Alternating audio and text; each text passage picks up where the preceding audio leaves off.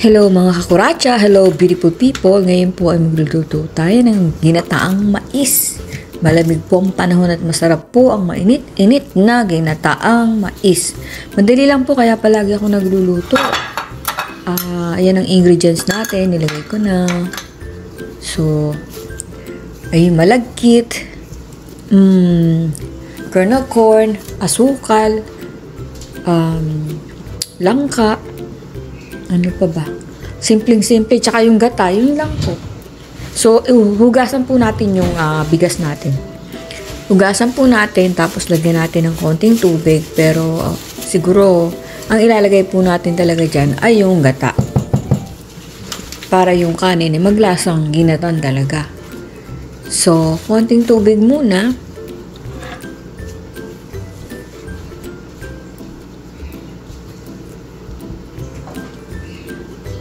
Napakasimple lang po lutuin ito, kaya ako palagi nagluluto. Ito po gagamitin natin 2 latang gata.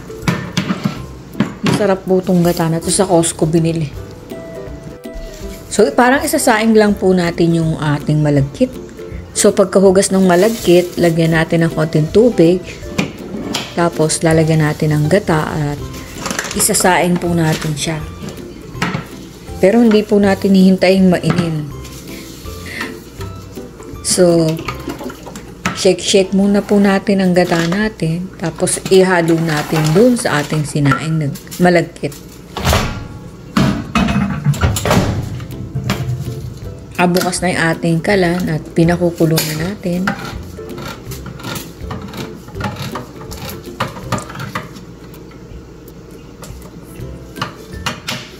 Napakasimple lang pong lutuin ito pero napakasarap.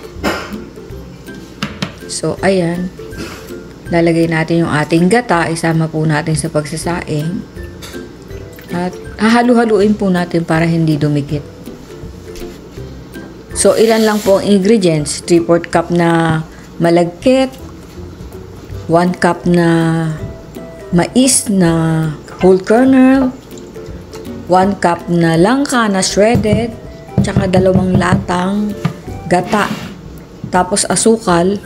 Kung gusto nyo matamis, dagdagan ninyo. Ako, hindi ko masyadong tinatamisan. So, sumutin po natin. Lagyan natin ng konting tubig. Yung pinanggalingan ng gata, sayang din. So, hintayin natin kumulo. Saka natin halu-haluin. Takpan mo natin para mas madaling kumulo. Makatipid tayo sa kuryente. Or gas, or uling, or ano man ang ginagamit natin. So, kumukulo na po siya. Hihinaan natin ang apoy at hahaluin natin. Para hindi dumikit. Kasi pag yung gata ang pansain mo, parang tumatalon-talon yung tubig, tumatalsik-talsik masyado. Kaya mahina lang, hindi ganun kalakas ang apoy. At saka hahaluin natin. So, di po ba, lagay lang ng lagay. Ganun lang, kabilis yan. Tapos, pero ang sarap talaga. So, halo-halo. So, ayun po. Ay. Pagod sa trabaho ang kuratsa. Pero vlog pa din. Di pa ako nakakapag-upload kahapon at ngayon. So, pipilitin kong mai-upload itong isa na to. So, ganun lang po.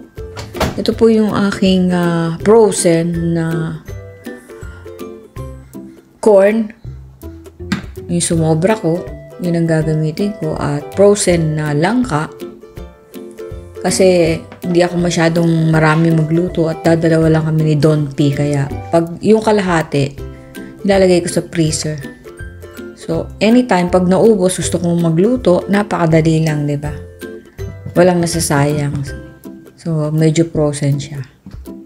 Ganyan lang po pag sasama-samahin nyo habang sinasain nyo yung habang lumalambot at nagiging kanin na yung ating malagkit.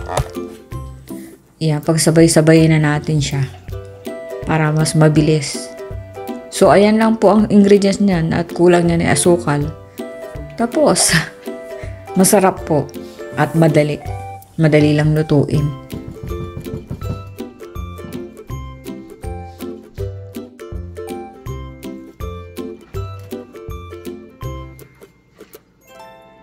So, yun po, natutunaw-tunaw na siya. Konti na lang. Pag naluto na yung ating malagkit, okay na po yan. At tikman ninyo kung tama yung tamis. Tapos, ayan po, lalapot yan pag lumamig. So, kasi hindi ko masyadong lalapot habang mainit dahil ayoko po nung parang magmumukha ng biko. Gusto ko yung medyo masabaw-sabaw pa. So, halo lang po ng halo hanggang maluto yung ating malagkit. Tapos, okay na po yan. Masarap na po yan. For sure. Kung mas marami kayo lulutuin, doblehin nyo lang yung ingredients. So, yun lang po.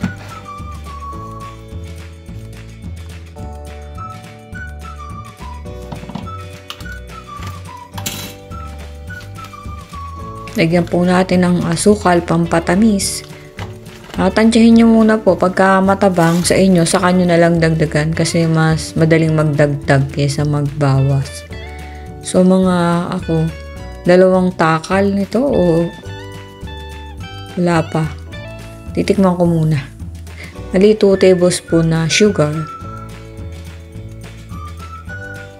Konting kembot na lang, luto na po ito at kakain na tayo ng masarap na ginataang mais. Di po ba ang dali lang lutuin? Hindi mo na kailangan ng kung ano-ano pa. Pag samasamahin mo lang yung mga nasa lata, presto, meron na kayong merienda. Tikman natin. Sarap. Parang hindi ko pa masyadong natikman. Yun. Tama po yung medyo matabang. Pero dagdagan natin kahit konti. So, ayan. Ingat na ingat po ako sa asukal. Kasi hindi to hindi siya zero sugar. Okay na po yan. Meron na tayong merienda. Salamat po sa inyong panonood.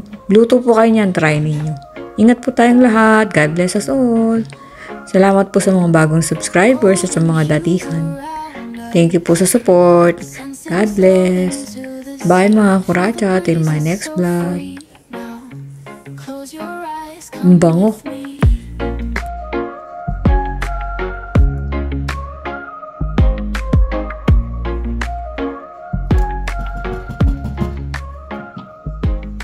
Sway